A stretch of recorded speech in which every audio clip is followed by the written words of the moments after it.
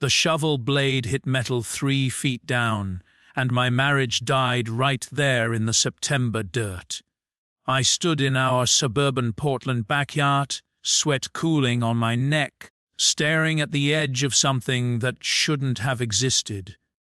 Saturday afternoon sun cut through the Douglas firs along our property line. Down the street somewhere, a kid was learning to skateboard. The clatter and scrape of the board on concrete, the occasional triumphant whoop. Normal sounds for a normal day, except for what my shovel had just found. Megan was at her yoga retreat, her 3rd this month. When she'd kissed me goodbye that morning, her lips had been cool and dry, the way they'd been for months now. "Miss you already," she'd said, and something in her eyes hadn't matched her words. I'd told myself I's parent, told myself that 6 months of distance, of phone calls taken in other rooms, of weekend trips and excuses that didn't quite add up, told myself it was just a rough patch. Every marriage has them. 8 years together, and we'd weathered worse. Or so I'd thought. I knelt in the hole I'd been digging for the maple tree from Hendrickson's nursery.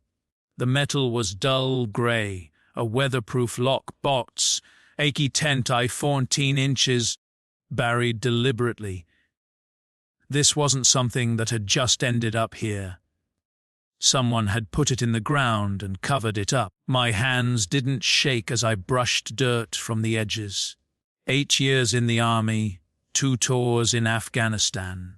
You learn to stay steady when everything in sight you wants to scream. You learn panic gets people killed, that the man who keeps his head is the man who goes home. I pulled the box free. Heavy, maybe 8 or 9 pounds. The latch wasn't locked. It opened with a click that seemed too loud in the quiet afternoon. Inside was 47,000 in cash, bundled, rubber-banded, organized. I'd grown up poor enough to recognize real money. The slightly different textures of bills from different print years, the way they smelled like ink and paper from someone else's pockets. A passport. My wife's face looked back at me from the photo, but their name, Laura Whitfield. The birth date was 2 years earlier than the one on our marriage certificate. A birth certificate for Laura Whitfield from Wisconsin, none a higher like she'd always claimed. A cheap flip phone, the kind drug dealers use in movies, battery dead. A photograph of a man I'd never seen, handsome, maybe 40, standing near a lake house with mountains behind him, smiling the easy smile of someone who thought he had the world figured out. A brass key attached to a plastic tag reading Key Safe Storage Unit 114. 38 revolver. I checked the cylinder automatically, fully load it. The serial number had been filed down to raw metal. And a note, handwritten, the letters neat and feminine. When the time is right. I sat back on my heels and looked at the pieces of my shattered life spread out on the September grass. Down the street, the skateboarding kid tried a trick and bailed, laughing at himself. A car door slammed somewhere. Normal day, normal sounds. My neighbor Tom walked by with his golden retriever and waved cheerfully. Looking good, Connor. That maple's going to be beautiful in a few years. That's the plan. I called back, my voice steady, my hands not shaking, my whole world rearranging itself behind a mask of suburban normalcy. Megan's been wanting one since we moved in. She's got good taste. Tell her hi from me. Will do, he walked on. The dog paused to sniff our mailbox, then trotted after him. I photographed everything with my phone. Careful, methodical shots. Each item from multiple angles, the position of everything in the box, the hole itself, the depth marker of dirt on my shovel. Then I put everything back exactly as I had found it, replaced the box, filled in the hole, tamped down the hearth, and planted the maple tree right on top. I didn't confront her. I didn't call her at her retreat or drive up to wherever she actually was. I didn't do any of the things a man is supposed to do when he finds out his wife has a second identity and a gun with no serial number. Instead, I went inside, showered, made myself a sandwich I couldn't taste, and started to think. Because here's what 8 years of war teaches you. The man who reacts without thinking is the man who walks into the ambush. The man who takes his time, who gathers intelligence, who understands the terrain before he moves. That's the man who comes out the other side. Megan, or whatever her real name was, had buried that pot carefully. She'd been planning something.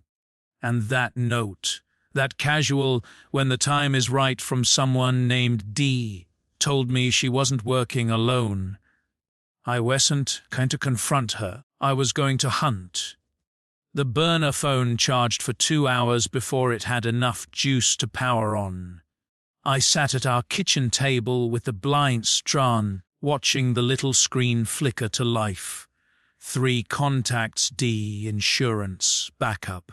I navigated to the message history with hands that still didn't shake. The texts were 6 months old. She'd been careful about deleting things, but not careful enough. From DT timeline moved up. Be ready by spring. From Megan L. or Laura, or whoever he suspects nothing. Same as before. From D. Good. Remember what happened with the first one. The first one. I read that phrase 3 times, letting it sink into my bones. Not the first time. The first one, I screenshot everything. My laptop was in my home office, a converted bedroom that still smelled faintly of the previous owner's cat. I booted it up and started searching. Laura Whitfield.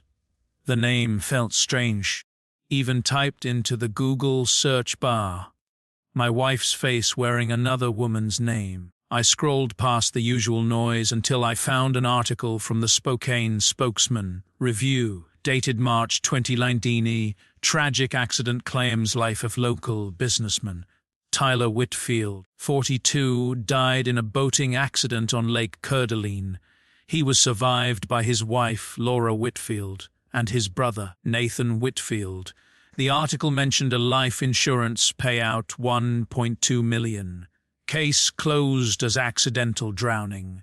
There was a wedding photo embedded in the article. Tyler and Laura Whitfield on their special day, smiling at the camera like they had forever ahead of them. The woman in the photo was Macomb. Different hair, blonde instead of the auburn she wore now, but the same face. The same smile I'd fallen in love with at a friend's barbecue 6 years ago. The same woman who'd cried happy tears at our own wedding, who'd promised to love me until death do us part. But the man standing next to her at the altar in that photo wasn't Tyler Whitfield. I'd seen photos of Tyler from the article. The groom in this wedding picture was someone else. It was the man from the photograph in the box. The handsome one by the lake house. I stared at the screen until my vision blurred. Then I understood. The man in the photo wasn't her lover. He was her accomplice. Sunday morning came grey and cold, fog rolling in from the coast. Megan wouldn't be home until evening. I checked her retreat schedule. She'd texted me the details weeks ago, playing the part of the devoted wife who didn't want me to worry. I dressed in jeans and a flannel shirt, the kind of forgettable clothes that make you invisible in the Pacific Northwest. Stopped at the bank and withdrew $5,000 in cash from our joint account, large enough to be useful, small enough not to trigger alerts. Bought a prepaid phone at a convenience store in Tualatin, paying cash. The kid behind the counter looked barely old enough to shave and didn't glance at my face twice. Then I got on I-5 South and drove for 2 hours. Keysafe storage sat on a commercial strip in Salem, wedged between an auto parts store and a mattress outlet. The kind of place that catered to people who needed space for their extra furniture and their secrets. I pulled into the lot at 11:15 and sat there for a full minute, watching the building. No movement. A security camera above the main entrance, another at the corner. I noted their angles automatically, the way I'd been trained to assess any position. I walked in like I belonged there. Unit 114 was on the second floor, down a corridor that smelled of dust and concrete. The key from the lockbox slid in smoothly, and the door swung open on oiled hinges. The first thing I saw was another identity kit, driver's license, birth certificate, social security card for Catherine Monroe from California. Megan's face looked back from the license photo, her hair shorter and darker than I'd ever seen it. The second thing I saw was a file folder with 9A on it. I opened it with the same cold focus I'd felt since yesterday. The papers inside laid out my life in brutal detail. My life insurance policy $750,000. That was news to me. I'd thought we only had a $200,000 policy through my work. Megan had increased it last year without telling me. My medical records complete, including the knee surgery after Afghanistan, my daily schedule in Megan's neat handwriting, times I left for work, times I came home, the route I drove, the gym I went to on Tuesdays and Thursdays, my vehicle maintenance records, service dates, the mechanic I used, and at the bottom of the stack, in that same neat handwriting, brake lines, too obvious, needs to look natural. I set the paper down carefully. The words seemed to float in front of me, unreal and impossible and absolutely real. She was planning how to kill me. I kept searching. Newspaper clippings of 5 different accidental deaths of husbands in 5 different states. A fishing accident in Minnesota, a carbon monoxide leak in Nevada, a fall from a ladder in Tennessee, each one with a wife who inherited well and disappeared afterward. A laptop, password protected. I'd deal with that later. And one more clipping that made me stop breathing. Tucson, Arizona Daily Star, 2016. Wife patient released in husband's death. Derek Mills, 38, died from a fall down the basement stairs. His wife, Vanessa Mills, was questioned by police but released, collected approximately $600,000 from her husband's life insurance policy. The photo of Vanessa Mills showed a woman with short dark hair and heavy eye makeup. It was Megan. Again. Different look, different name, sane woman. I sank onto a plastic storage bin and stared at the wall. Vanessa Mills, Laura Whitfield, Catherine Monroe, Megan Bailey, Tyler Whitfield, dead in a boating accident. Derek Mills, dead in a fall. How many others? This wasn't my wife's second marriage. It wasn't even her third. I was husband number 4, at least, and I was next. Sunday night, I drove home in a daze that wasn't really a daze, more like the hyper, alert stillness that settles over you when you're walking point through hostile territory, every sense heightened, every shadow a potential threat. I didn't call the police. Here's the thing about cops, they need evidence. Prodos, the kind of clean documentary proof prosecutors can put before juries. What I had was damning, but circumstantial. A dead husband in Spokane could be a coincidence. Another in Tucson could be explained away. And Megan, my Megan, the woman who made homemade pasta on Sunday nights and cried at sad animal commercials. She knew how to play a role. She'd been playing one for me for 6 years. The cops hadn't stopped her before. In Tucson, they'd questioned her and let her go. In Spokane, they hadn't even done that much. She knew how to kill men and walk away clean. I needed proof that would stick. proof that couldn't be talked around. And for that, I needed to find D. I set up the prepaid phone with a voice disguiser app, crude but effective. Found a pay phone at a gas station in Gresham, the kind of relic that barely exists anymore. Called the number listed under D in Megan's burner. 1 ring, 2, 3. A man's voice? Yeah, I said nothing. Let him hear the silence, the faint hiss of the open line. Hello, Meg. I hung up. The call back feature on the pay phone gave me what I needed. The number traced to a name through a reverse lookup. Height found online. Daniel Cross, licensed private investigator, Reno, Nevada. More searching. Daniel Cross had a sparse online presence, the kind of professional minimalism that spoke to someone who didn't want to be easily found. Licensed in Nevada since 2012. A few lenses insuetuis. One old article in a Reno paper about insurance fraud investigations. Suspected ties to insurance fraud rings. Someone had written in a forum comment about shady PIs. Never convicted of anything.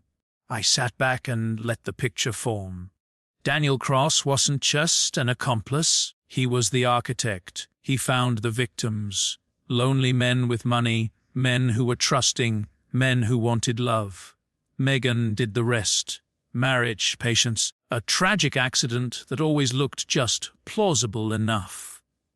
It was a business, a machine designed to chew through men's lives and spit out insurance chaos. And I was just the latest mark. Tuesday morning, I drove to Seattle. Jake Foster and I had served together in the Korengal Valley in 2009. He'd been a communications specialist with a gift for electronics and a dry sense of humor that kept us sane during the worst of it.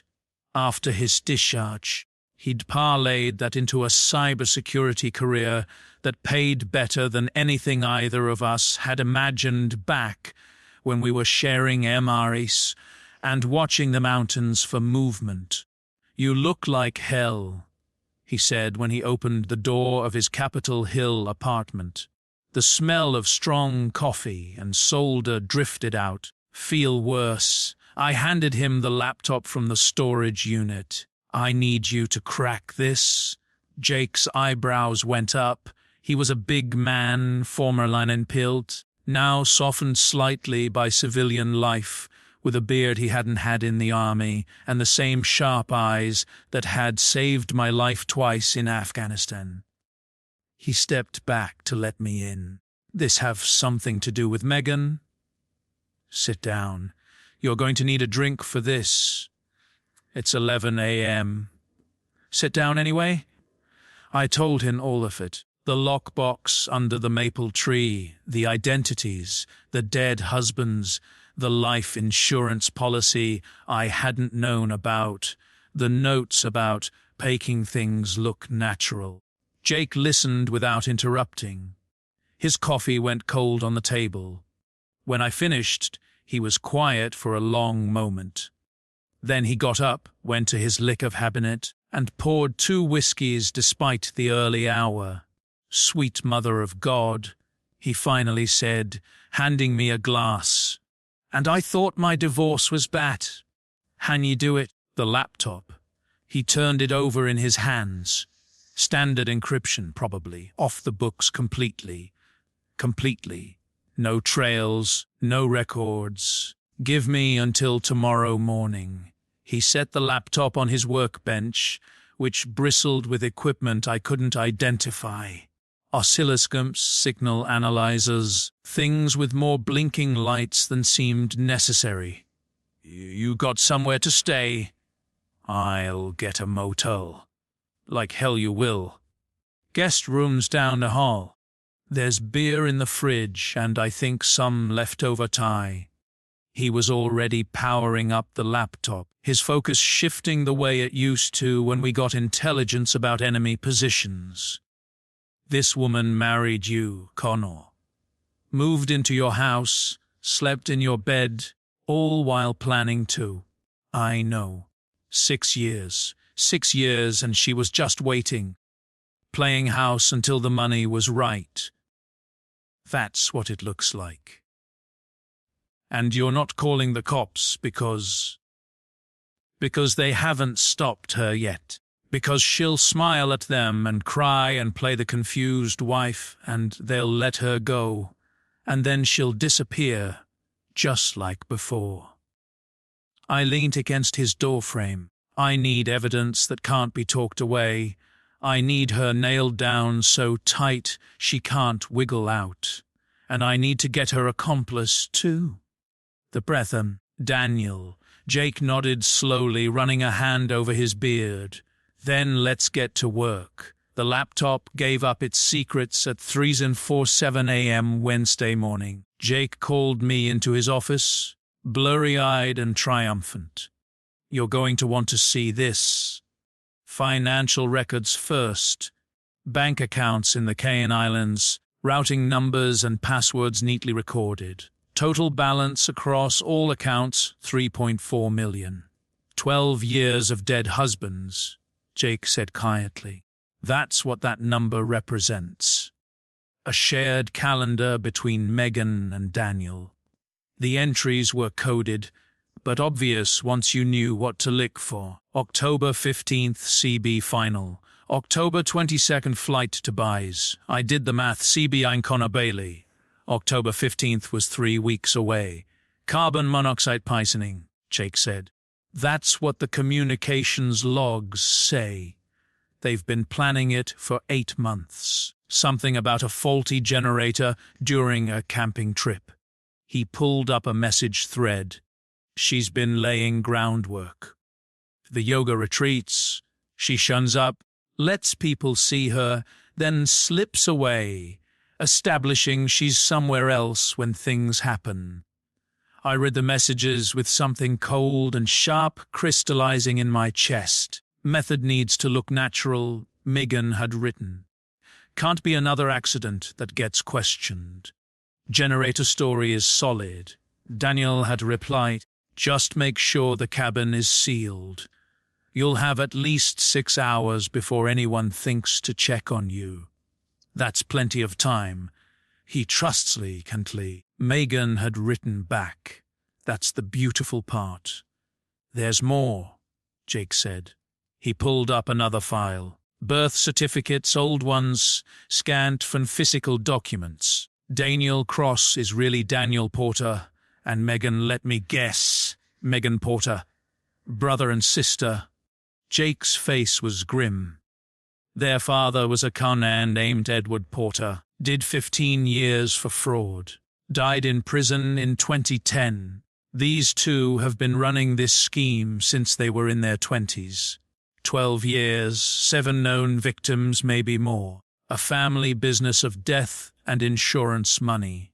I thought about Megan coming home tonight, sliding into our bed, pressing her cool lips to my cheek.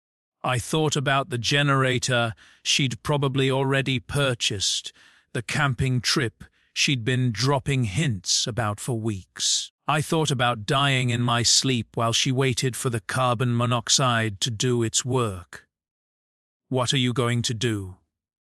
Jake asked. I'm going to end this. Megan came home Wednesday evening, glowing with the fake relaxation of her fake retreat. I missed you, she said, wrapping her arms around me in the kitchen.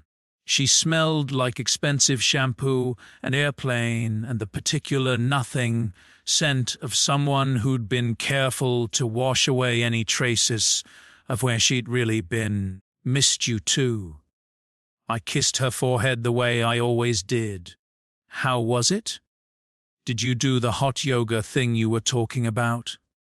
Sunrise session on Saturday. It was incredible. She pulled back to search my face. You seem different. Everything okay? Long week at work. The Hendrickson project is behind schedule. Poor baby. She stroked my cheek with fingers that had signed documents planning my death. I make your favorite dinner, chicken marsala. That sounds perfect. I watched her move through our kitchen, pulling out pans and ingredients with the easy familiarity of someone who belonged there. Every smile was calibrated, every touch a performance. She'd been doing this for 6 years, and I'd never seen it. Or maybe I had, somewhere in the back of my mind. Maybe that was what the last 6 months had really been about. Not my paranoia, but my instincts trying to tell me something I didn't want to hear. That night, after she'd fallen asleep with her back to me, her phone buzzed on the nightstand. She slipped out of bed like smoke, silent and practiced, and patted to the bathroom. I kept my breathing slow and even, the way you learn to do on watch when you're pretending to sleep. Through the door, I heard her whisper, "He suspects nothing. The camping trip is still on." 2 more weeks. She was back in bed 60 seconds later, her body warm against mine, her breathing quickly settling into the rhythm of innocent sleep. 2 more weeks. I lay in the darkness and made my plans. Thursday, I met with a criminal defense attorney named Patricia Wells. Her office was in a downtown Portland high-rise, all glass and steel and modern furniture that cost more than my truck. "Mr. Bailey," she said, shaking my hand with a firm, professional grip. Mid-50s, grey, streaked hair in a practical bun, eyes that had seen everything. "What can I help you with?" I gave her a version of the truth.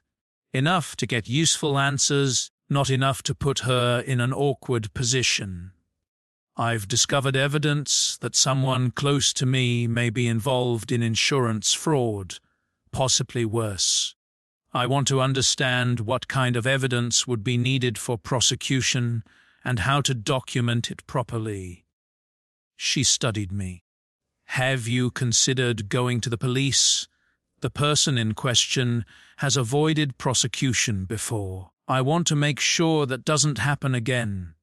"I see." She leaned back. "Well, let me tell you what typically makes a case strong enough to pursue." I took notes on documentation procedures, chain of custody, the importance of corroborating witnesses, the kinds of evidence juries find compelling versus what they dismiss. When I left an hour later, I had a clearer picture of what I needed.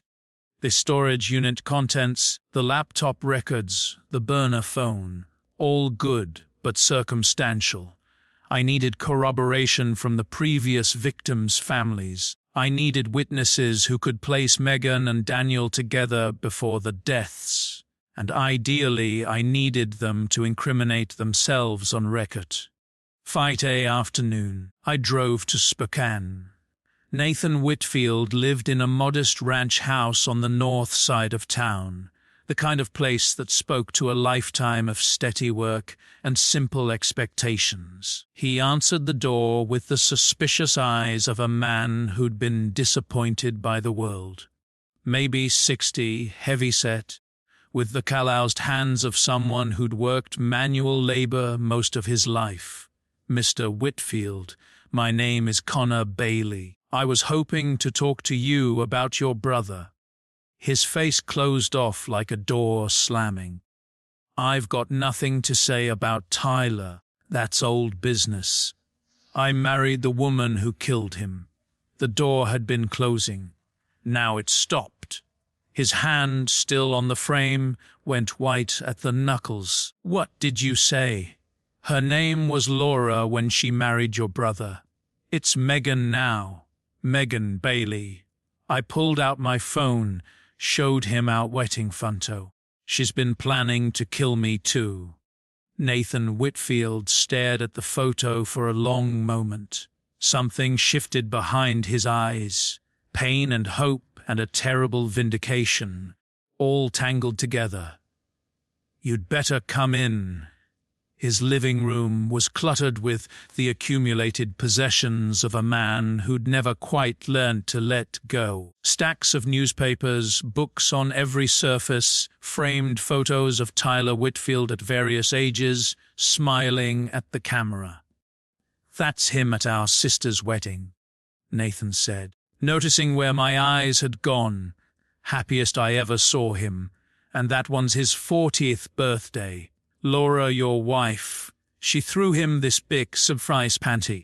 Everyone said how lucky he was to have her. I'm sorry." "Don't be sorry. Just tell me you can nail her to the wall." I sat in a worn armchair that smelled faintly of pipe tobacco. "I'm working on it. That's why I'm here. I need everything you have, everything you saw, everything you suspected, everything the police ignored. I knew it wasn't an accident," Nathan said, pacing, his hands moving restlessly. Tyler was an experienced boater. He'd been on that lake 100 times in weather a lot worse than that day. There's no way he just fell overboard. But the police closed the case. They decided it was easier that way. Bitterness colored his words. Pretty young widow, crying her eyes out, couldn't believe her husband was gone. She was good, I'll give her that. Had everyone feeling sorry for her while she was cashing the insurance check. Meanwhile, I'm standing there at my brother's funeral, knowing something was wrong, and nobody would listen. I'm listening. He stopped pacing, looked at me with a rawness that hurt to witness. "Did you notice anything had happened? Anything that seemed off?" Nathan dropped into the chair across from me. "There was a man. I saw them together about a week before Tyler died. Haffy shop downtown. She said he was an old college friend, but they didn't look like college friends. They looked like," he struggled for the word, "like business partners planning something." She touched his arm, and it wasn't the way you touch an old friend. It was familiar, comfortable, like she'd touched him 1,000 times before. "Do you have photos? Anything documented?" "I've got something better." He went to a cleatent desk, rummaging with the urgency of a man who'd been waiting years for this moment. After the investigation closed, I hired my own investigator. Costing I savings, refinanced the house to pay for it, but I needed to know. He pulled out a folder thick with documents. He tracked down photos of Laura with this same man at 3 different locations over 2 months before Tyler's death, and he found something else. The folder contained grainy photographs of Megan and Daniel, clearly together, clearly intimate, at locations around Spokane. Coffee shops, a motel parking lot, walking together on a nature trail. The investigator traced the man to Reno, Nathan said. Name was Daniel Cross. Then by the time had all this, Laura had disappeared. New identity, new life. Gone. Not gone anymore. I pulled out my phone again. His real name is Daniel Porter. He's him, brethren. And I know exactly where they're both going to be in 2 weeks. Saturday, I drove to Tucson. The flight was a red eye, and I spent most of it staring out at the darkness below, thinking about all the lives that had intersected with Megan's and ended. By the time I landed in Arizona, the sun was already brutal, the kind of heat that hits you like a physical force. Dorothy Mills was 78 years old, sharp as a racer, and had been waiting 6 years for someone to believe her. Her small house sat at the end of a cul-de sac in a neighborhood that had seen tete-a-tetes. Cacti lined the front yard instead of grass. She opened the door before I could knock, like she'd been watching for me ever since I called. "You're the man from Portland," she said. It wasn't a question. "Yes, ma'am. I'm Connor Bailey. Come in before you melt. That suit's not made for Arizona. Her kitchen was small but immaculate, every surface scrubbed clean. She poured me iced tea without asking and set out a plate of homemade-looking cookies. That woman was the devil in a sundress, she said, sitting across from me. The Arizona heat pressed against the windows, relentless even in late September. She smiled so pretty and talked so soft, and all the while she was planning how to kill my boy. Tell me about Derek. Dorothy's hands, knuckles swollen with arthritis, wrapped round her cleis. He was a good man, kind, too trusting for his own good, just like his father was. Her eyes were dry, but her voice cracked. After his divorce, he was lonely. I kept telling him to take his time, to be careful. But he had this big empty house and this big empty life. And then she came along. How did they meet? A charity event. One of those silent auction things. She made him feel special. Made him feel like she saw something in him nobody else did. Dorothy shook her head slowly. He called me after their third date, Sate. And I think I found the one. I should have known then. Nobody's the one. After 3 dates. That's not love. That's a performance. Did she come around? Meet the family. Oh, she was wonderful. The word dripped with bitter sarcasm. Brought me flowers, remembered my birthday, called me Mama Dorothy, like we were already kin. I wanted to like her. I tried to like her. But something in her eyes just wasn't there, like looking at a painting of a person instead of an actual person. How long were they married? 14 months. Just long enough for her to convince him to increase his life insurance. Dorothy's voice hardened. I found out later she'd also gotten him to change his will. Everything to her, not a dime to his sister, not a dime to charity, not a dime to me. Just her. And then the fall. The police said it was an accident, a fall down the stairs. Dorothy shook her head. Derek walked those stairs every day for 15 years. He didn't fall. He was pushed. Did anyone else suspect? His best friend, Marcus. He told the police Derek had seemed nervous the week before. Said Derek mentioned that Vanessa had been different lately. Colder, distracted, always texting someone. But Marcus isn't here anymore. Heart attack 2 years ago, so it's just me and my suspicions. She had documents too.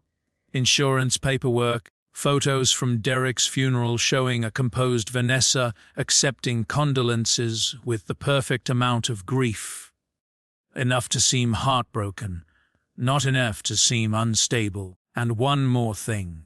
This came in the mail about a month after she disappeared.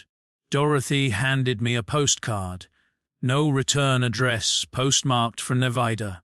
No message, just 2 words on the back in handwriting I now recognized, thank you. My hands tightened on the card. She was thanking him, I said slowly. For dying. For the money. She was rubbing it in. Dorothy's voice was steel. She knew nobody could touch her, and she wanted me to know it too. That postcard is proof she knew exactly what she did. She was gloating. I set the postcard down carefully, forcing my fingers to relax.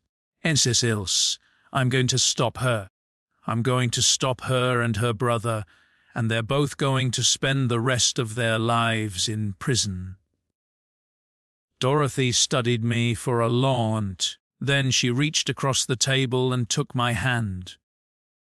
You be careful, she said.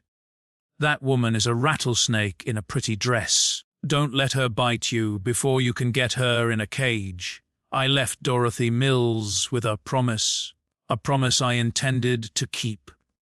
The next week was a careful dance. I went to work, came home, played the unsuspecting husband while Megan played the devoted wife. We ate dinner together, watched TV, slept in the same bed while she counted down the days until she'd be free of me. I found the GPS tracker under my truck on Sunday. Professional hate.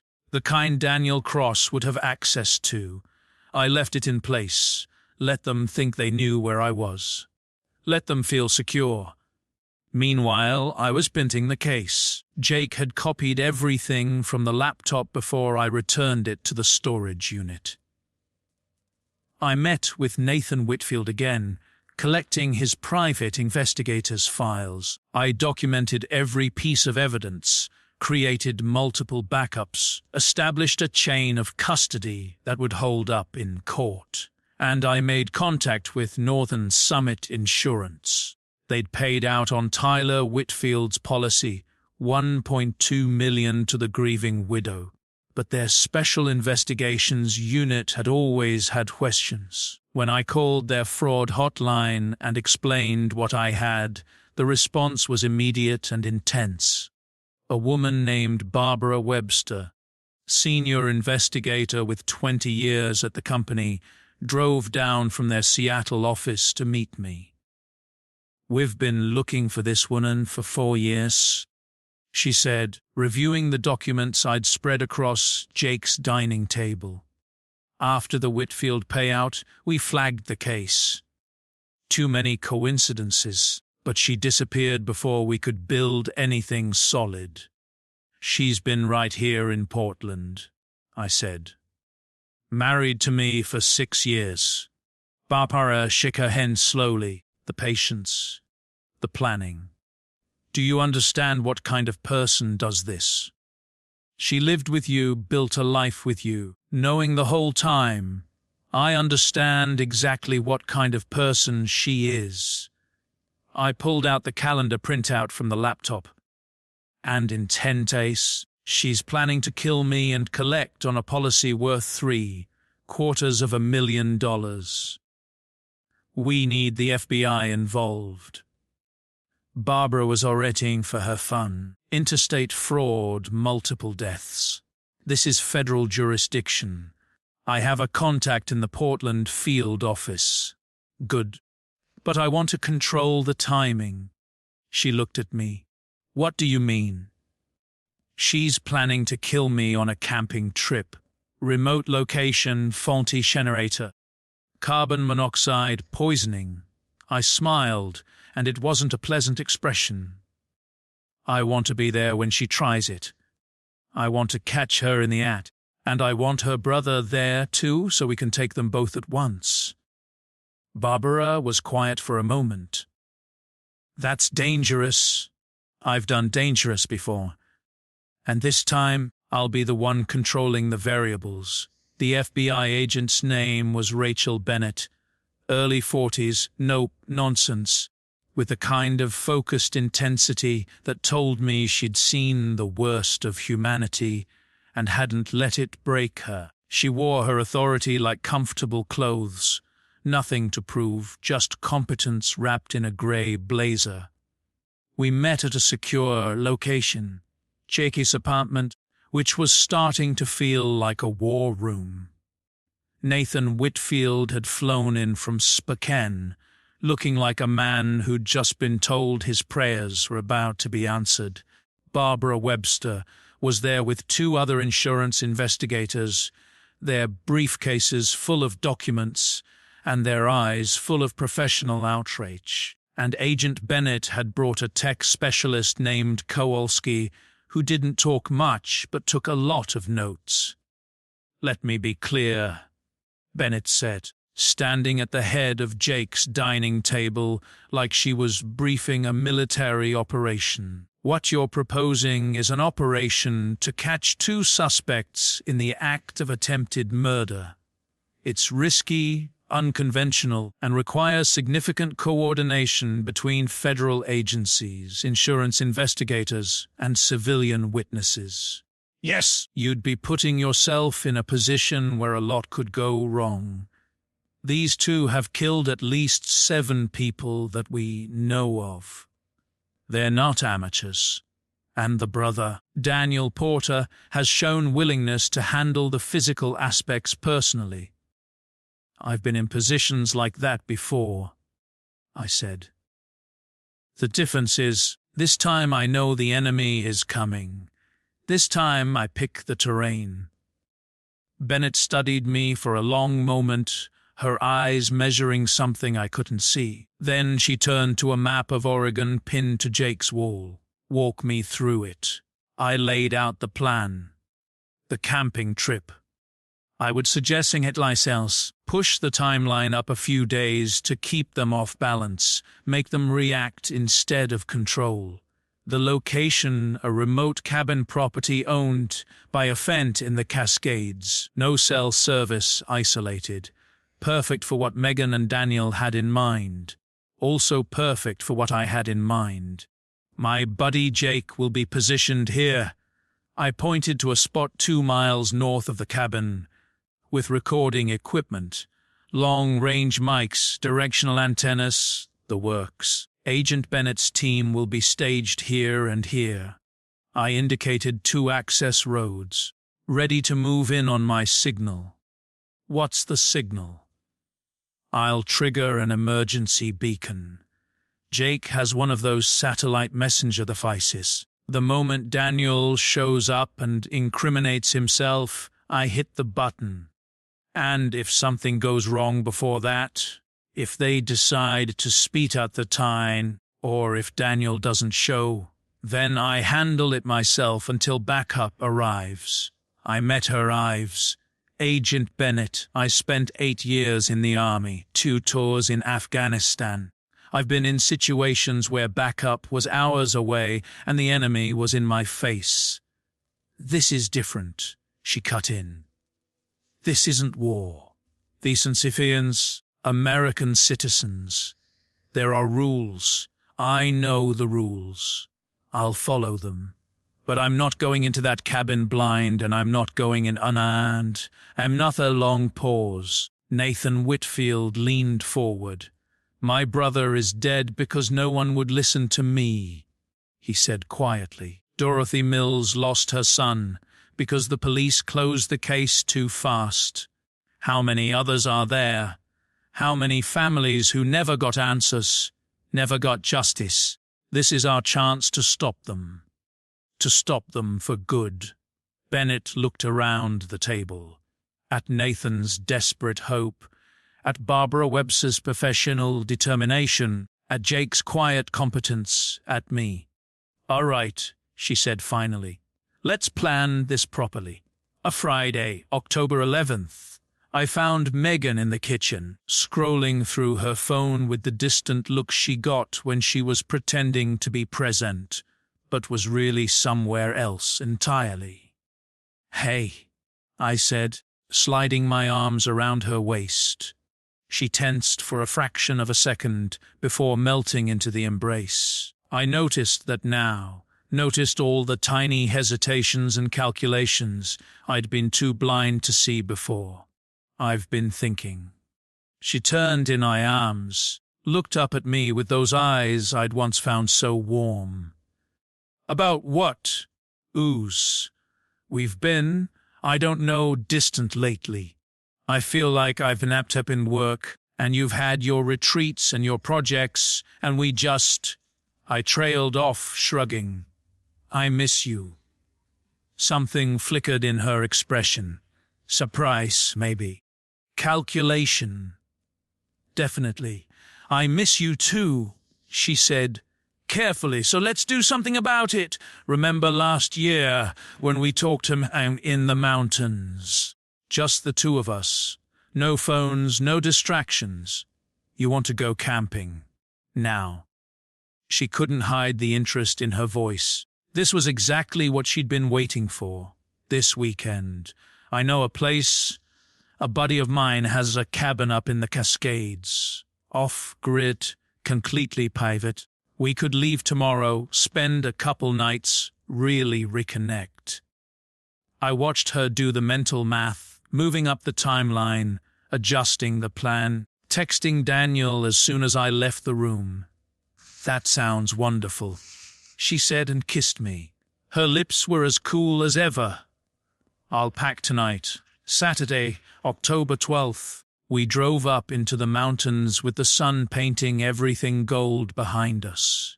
The cabin was a 2-hour drive from Portland, the last hour on increasingly rough forest roads. Megan sat in the passenger seat, making small talk, pointing out beautiful views, playing her part so perfectly that I almost wondered if I'd gotten it all wrong. But then I saw her check her phone before we lost signal, saw her thumbs move quickly over the screen, sending coordinates, confirming location, saw the tiny smile that crossed her face before she tucked the phone away. I hadn't gotten it wrong. The cabin was small and rustic, one room with a wood stove, a bed, a basic kitchen. No electricity, no running water, no way to call for help. The perfect place to die, if that's what you were looking for. Ain't it the car? Megan had insisted on bringing a portable generator. For heat, in case it gets cold, she'd said. I'd agreed without argument. I'd even offered to carry it inside and set it up. Dinner was simple. Pasta and wine that she'd brought from home. She was attentive, affectionate, all the things she hadn't been in months. Making sure I drank the wine, making sure I relaxed. "This was such a good idea," she said, leaning against me on the small couch. "We needed this." "Yeah." I let myself sound drowsy, let my body relax against hers. We really did. At 11 p.m. I excused myself. "I check on the generator. Make sure it's topped off. It's supposed to get cold tonight." Megan called after me. On it. I stepped outside into the cold mountain darkness. Stars scattered across the sky like spilled diamonds. No light pollution up here. Nothing but the vast indifference of the universe. I circled round the cabin, moving quietly, and found what I was looking for: Megan, silhouetted in the window, holding a satellite phone, her lips moving as she whispered into it. I couldn't hear the words, but I didn't need to. I knew what she was saying. "It's running. Give it 2 hours." I watched her for a moment. This woman I'd loved. This woman I'd built a life with. This woman who was calmly coordinating my murder. Then I stepped out of the shadows and opened the cabin door. She spun around, the phone still in her hand. For just a second, her mask slipped, and I saw the real her underneath. The predator's cold assessment, the calculation of how to handle this unexpected variable.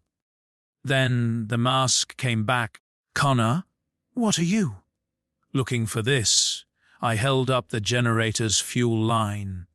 "I disconnected it an hour ago. Won't run too well without gas actually getting to the engine." She stared at me. The satellite phone hung limp in her hand. "Who are you talking to, Megan? Or should I call you Laura, Vanessa, Catherine?" I let each name land like a blow. Did I miss any? Were there others before Vanessa Porter became Vanessa Mills in Tosin? The silence stretched between us like a living thing. I watched her face cycle through options, confusion, denial, fear, calculation, before finally settling on something that might have been resignation. "How long have you known?" "Since I planted that maple tree in the backyard, right on top of your insurance policy." She closed her eyes.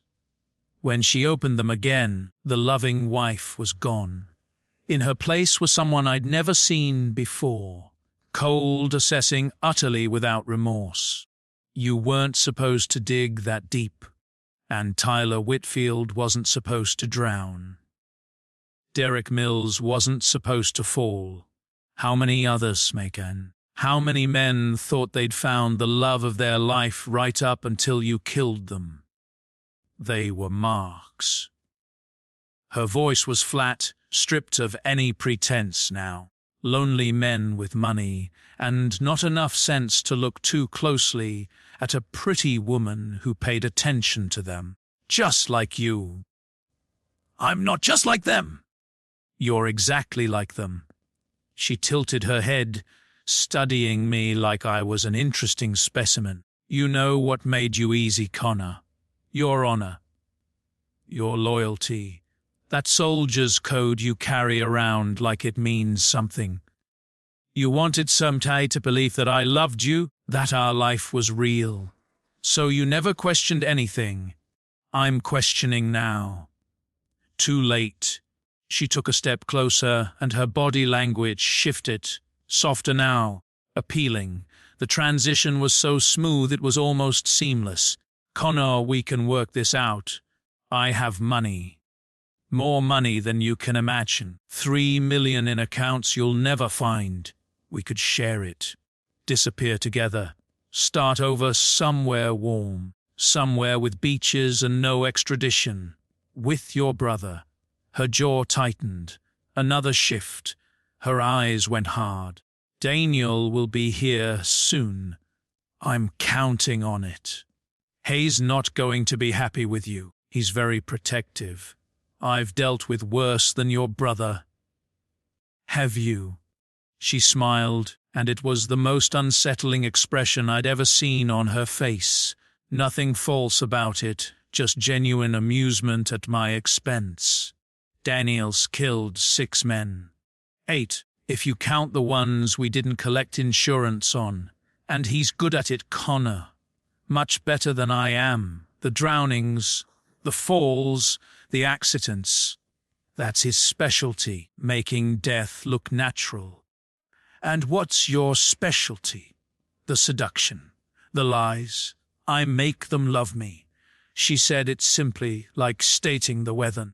I make them feel seen and wanted and special, and then I make them trust me completely. By the time Daniel handles the technical S-lakes, they've already died 100 little deaths. Every time they believed a lie, every time they ignored a warning sign, every time they chose to see what they wanted instead of what was real. You're insane. I'm practical. She shrugged. Marriage is a business arrangement. Always has been throughout history. I just cut out the pretense of till death do us part and get to the point.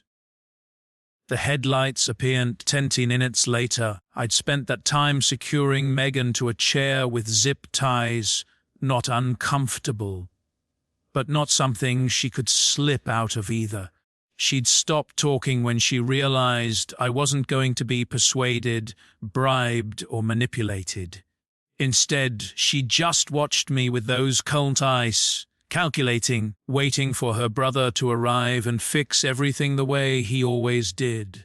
Daniel Porter, pulled up in a black SUV, cutting the engine 50 yards from the cabin. I watched him through the night vision scope I'd borrowed from Jake's collection of toys. Same build as the photo, same confident way of using. He had a gun in his hand as he approached, a professional's grip, comfortable and familiar. Meg. His voice carried through the cold night air. Everything okay? I picked up his walkie-talkie. I'd found it in the SUV while he was still driving up, hidden under the passenger seat, and keyed the transmit button. She's fine. Secured, but fine. A long pause. I watched him freeze mid-step, then slowly scan the darkness around the cabin. Who is this? The man you were planning to kill tonight. The difference is, I knew you were coming. I've been expecting you for 2 weeks. Another pause. Movement in my scope, Daniel circling toward the cabin, trying to find an angle of approach. He was good, staying low, using cover. But I've been doing this longer than he had, in places a lot more dangerous than the Oregon Cascades. Let's talk about this. he said into the radio. Whatever she told you, whatever you think you know, I know about Tyler Whitfield, about Derek Mills, about the offshore accounts and the shared calendar and the entry that says CB final on October 15th. I let that sink in. I know you and Macon are brother and sister, that your father, Edward Porter, died in prison, and that you've been running this scheme for 12 years. Silence on the radio. In my scump, Daniel had stopped moving. You should also know, I continued calmly, that as of about 2 hours ago, the FBI field office in Portland has everything. The laptop files, the offshore accounts, the communications between you and your sister, the testimony from Tyler Whitfield's brother and Derek Mills's mother. Everything. You're bluffing.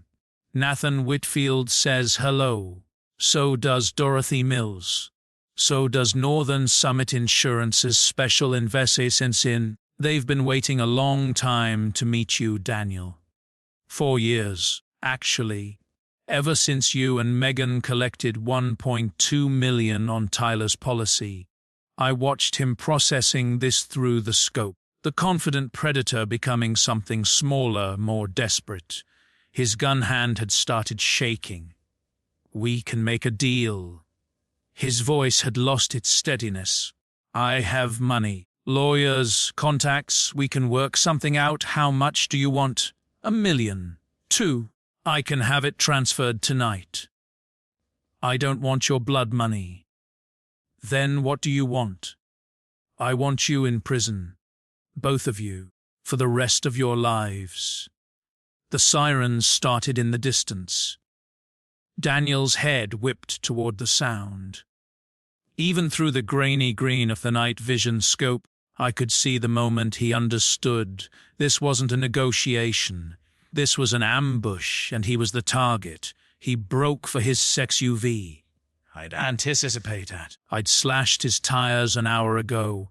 He stared at the flat rubber for one frozen moment, gun still in hand, then spun toward the trees.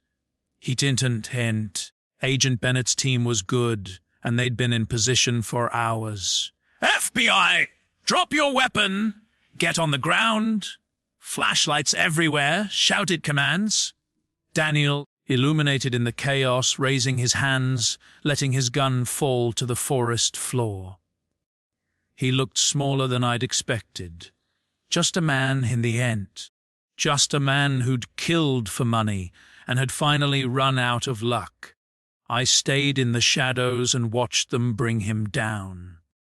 Watched them cuff him and read him his rights. Watched the FBI vehicles fill the clearing with red and blue light, turning the forest into a strange, pulsing world. Then I went back inside to wait. They led Megan out in handcuffs just after midnight.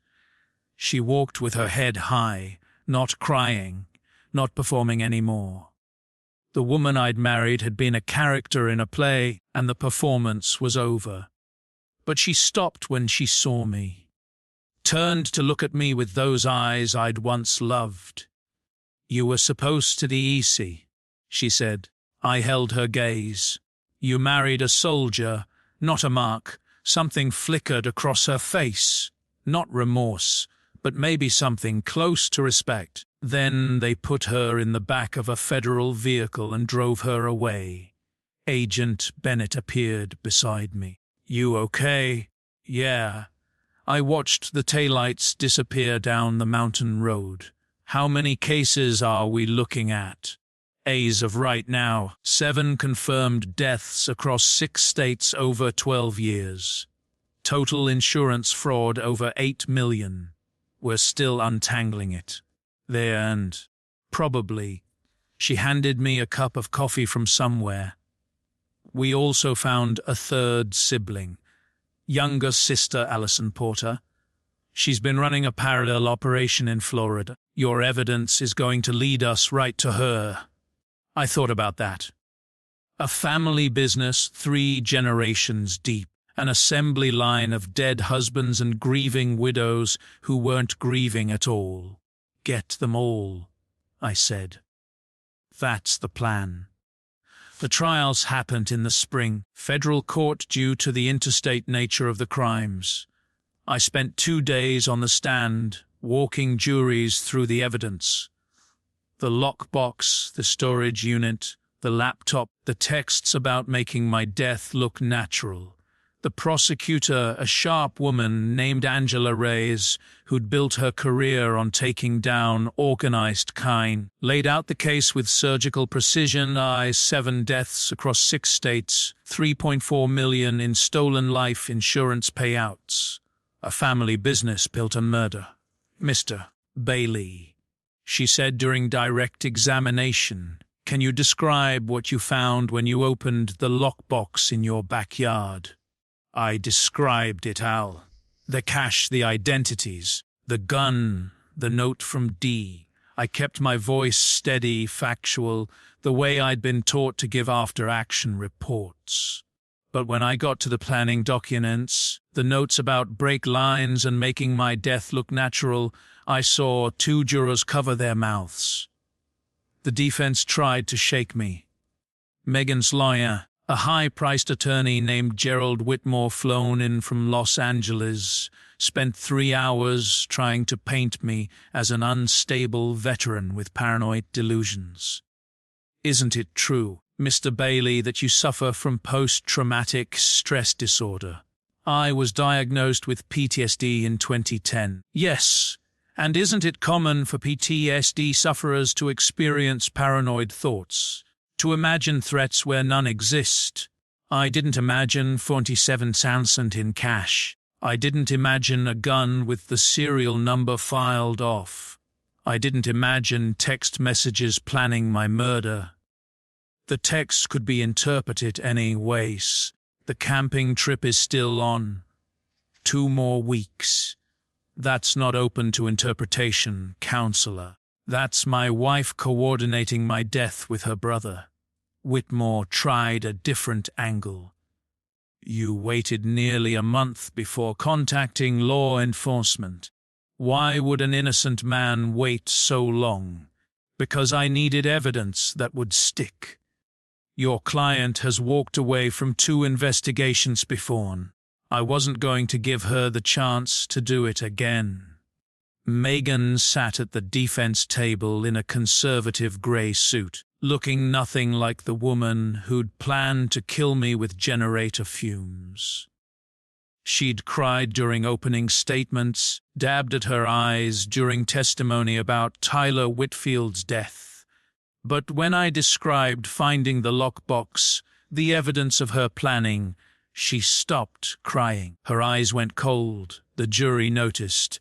Nathan Whitfield testified. Dorothy Mills testified. Barbara Webster presented the insurance fraud evidence. Agent Bennett walked through the cabin operation, showed the jury the recording of Daniel's attempted escape, played the audio of Megan telling me her victims were just marks. Daniel Porter guilty on all counts. First-degree murder, conspiracy, fraud.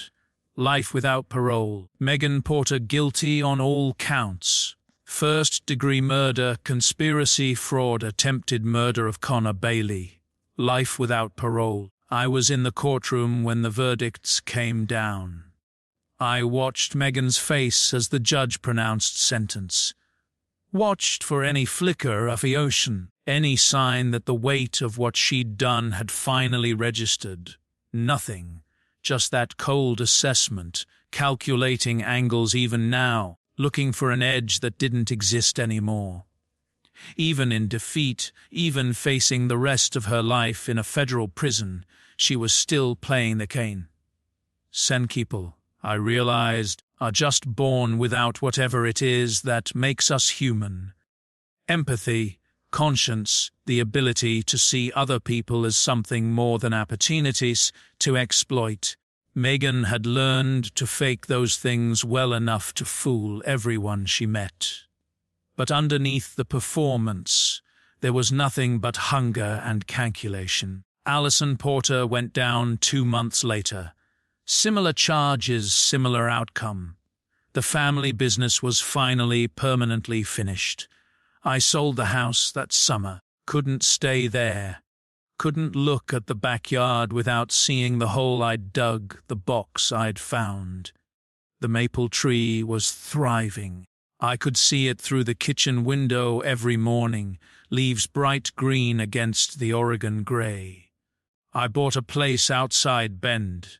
Small property, good views of the mountains, quiet. Nathan Whitfield helped me start a non-profit, something to help other families navigate the aftermath of insurance fraud and suspicious deaths. People who'd had their doubts dismissed, their suspicions ignored, their loved ones written off as accidents. It wasn't much, it wasn't enough, but it was something. On the anniversary of finding the Lackpox, Nathan drove out to visit. He brought a bottle of good whiskey and 2 glasses. We sat on my porch, watching the sun go down over the Cascades. "You ever think about what have happened?" he asked. "If you hadn't planted that tree?" I'd thought about it every day. The camping trip that would have happened 3 weeks later. The generator that would have run all night. The carbon monoxide that would have slipped into my lungs while I slept. Megan calling Ellen in the morning, sobbing, hysterical. My perfect grieving widow. The $750,000 that would have funded her next identity, her next husband, her next kill. "Yeah," I said, every single day. We sat in silence for a while, drinking whiskey and watching the light fade. She was good. Nathan said eventually, maybe the best I've ever seen at what she did. "If you hadn't found that box." "But I did." "But you did." He raised his glass to dumb luck, to digging deep. The glasses clinked. The whiskey burned going down. Somewhere out there, men were falling in love with beautiful women who saw them as marks. Somewhere out there, predators were calculating life insurance payouts and researching ways to make death look natural. I couldn't stop all of them. I couldn't save everyone, but I'd stopped one. I'd saved myself, and when the time came to plant another tree in my new backyard, I'd dig just as deep as I always did. You never knew what you might find.